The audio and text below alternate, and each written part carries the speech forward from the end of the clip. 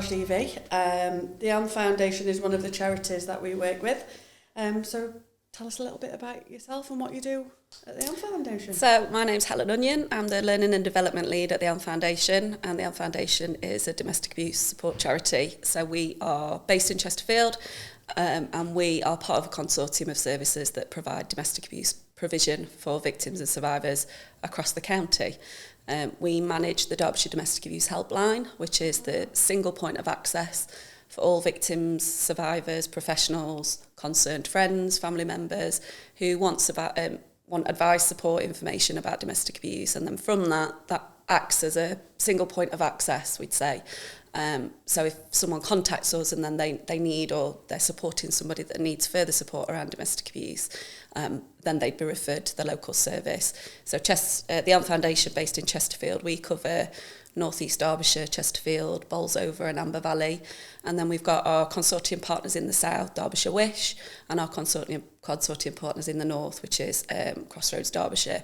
What that enables us to do is to provide domestic abuse support services across the whole of the county. Obviously, it's a very sensitive topic, and it must be really hard for the people to ring and take that first step.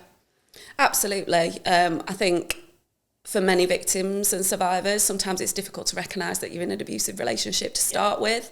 Particularly what we find, perpetrators, abusers will tell victims that it's their fault.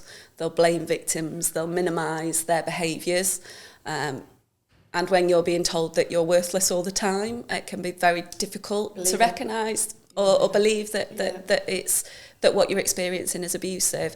So that first step is a massive step, huge step. And that's why it's important, I think, for other people to be able to recognise those indicators, those signs, so that we can support friends, colleagues, our wider networks to help people make that first step. What would you say the split is then, percentage-wise? Do you get more family members ringing about? I'd say in terms of the helpline, our biggest referral point is self-referral. Is it? So actually people ringing, which is great. We obviously get a lot of referrals from police. When we think about a quarter of police time is spent on domestic abuse incidents, going out to domestic abuse incidents. So we get a lot of referrals from there. Social care, so obviously adults that are already vulnerable or families that are already vulnerable. Okay. But self-referral is kind of the main point of referral for us. And obviously people with families, young children, that must be really difficult as well. Do you ever find you struggle to house? Well, we're quite fortunate in Derbyshire. So at the Elm Foundation, we have 4 refuges, so we can accommodate 26 women and their children across 4 different sites. But in addition to that, we also have what we call dispersed properties. So these are self-contained properties. So refuge will be a communal accommodation.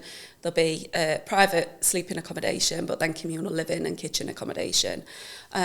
Dispersed properties are self-contained, and because they're self-contained, we can offer them to a whole breadth of people. So not just female survivors. I was just going to ask the question. We can offer to male victims. We can support people who've got different identities. So it enables us to give that breadth of provision. And we offer that across the county as well. So Crossroads Derbyshire, they have a specialist refuge facility for young mums, 16 to 24-year-olds.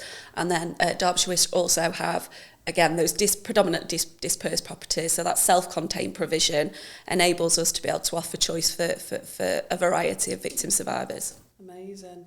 And what is the main vision of the Elm Foundation?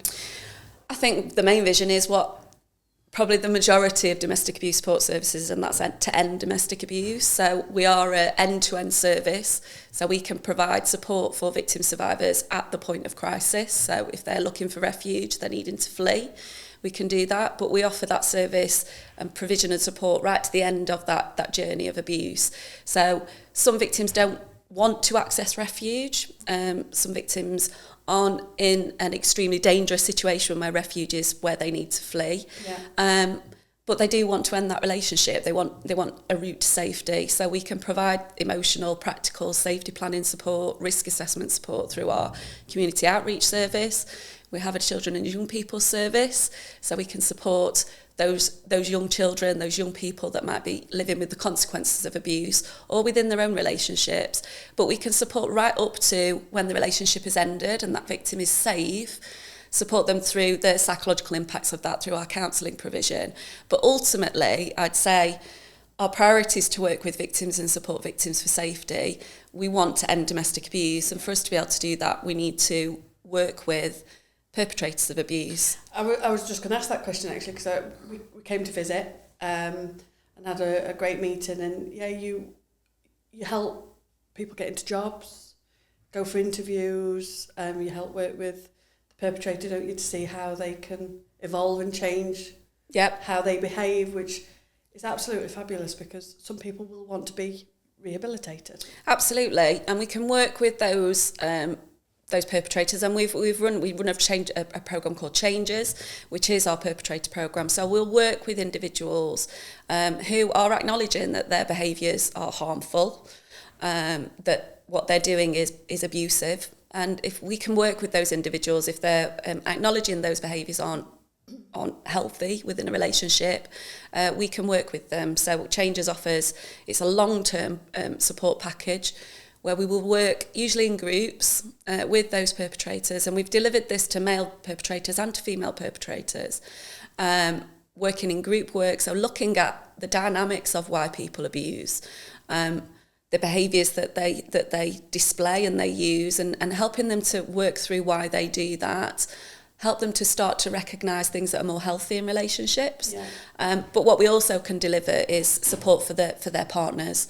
So Changes is quite unique in terms of we'll work with the perpetrator for up to 6 months, but we can provide that support for their partners for another 6 months after that. So we want to ensure that we're first and foremost providing safety and support for victims, but we want to be able to help people that want to make changes if they're displaying abusive behaviours, harmful behaviours. And what is the process of getting that refuge for somebody who's experiencing domestic abuse? So if they want to, if they're thinking about fleeing, so they're at crisis point, the helpline is your first point of contact, really. Yeah. So it acts as that support for end-to-end, regardless of what that survivor wants.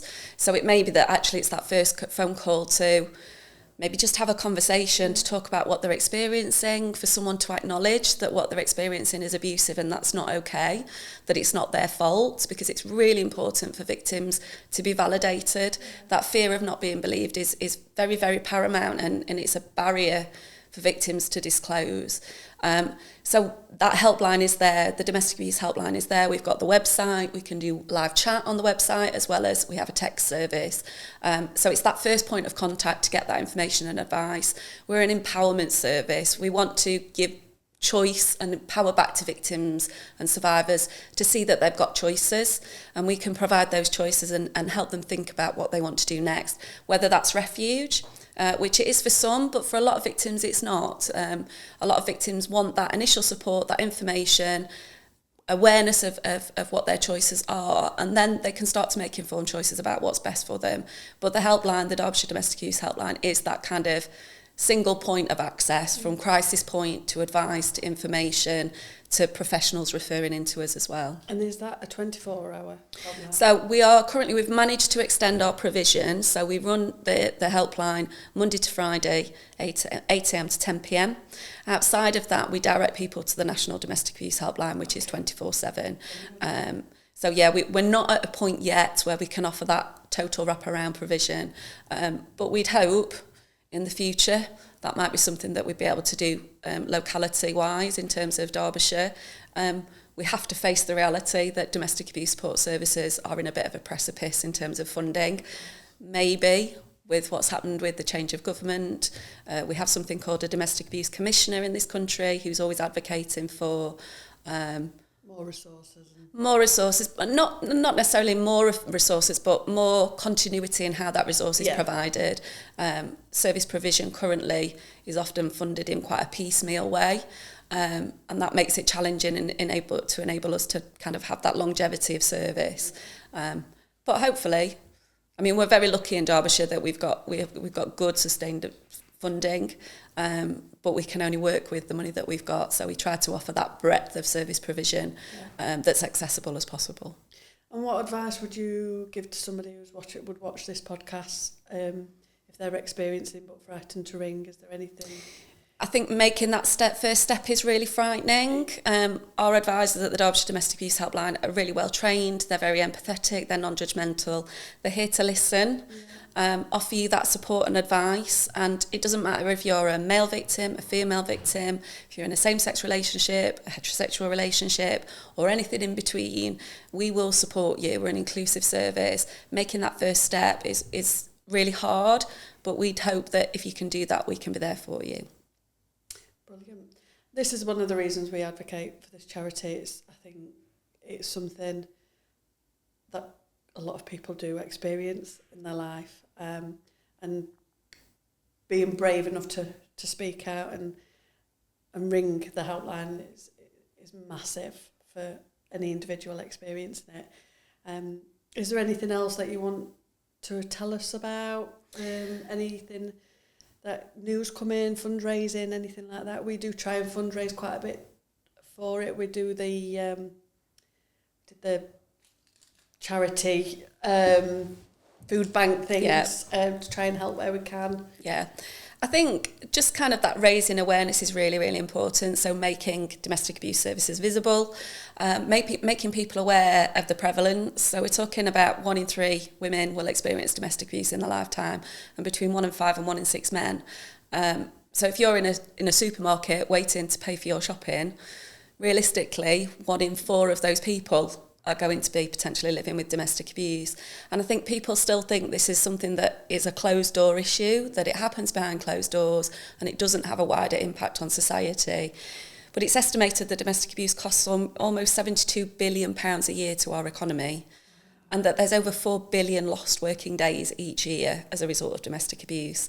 So I think sometimes we can compartmentalise domestic abuse, but actually we need to think about our colleagues, the people that we work with, our friends. We need to think about the demographics of who victims are. We support victims that come from low socioeconomic backgrounds, but we work with people that are highly qualified, that come from very affluent areas. We work with doctors, we work with teachers, we work with police officers. It really can happen to anybody. So I think promoting awareness around domestic abuse is really important. Helping people to think about what domestic abuse looks like. We're not just talking about physical violence. We're talking about coercive and controlling behaviours. Victims having their choices taken away. We know that victims will experience a breadth of abusive behaviours. We know that the use of technology is becoming pretty embedded in victims' experiences. So I think promoting awareness around that within workplaces, but more widely, is really, really important. I agree with that. I always say to my children, never judge anybody because you don't know what they're experiencing. Absolutely. And try and be kind because they could be experiencing. And words hurt. Words really hurt and can have such a massive impact on your mental health. I haven't got anything else that I want to touch on. I just want to thank you so much for coming in. Sorry if I'm a bit... I'm last minute doing this podcast. I appreciate... I think you've stepped in fantastically. I appreciate you coming in. No, thank you for having us. It's an amazing cause, and I think you all do an amazing job. Thank you, and thank you for supporting us. It's appreciated. Thank you very much. No, thank you. Thank you.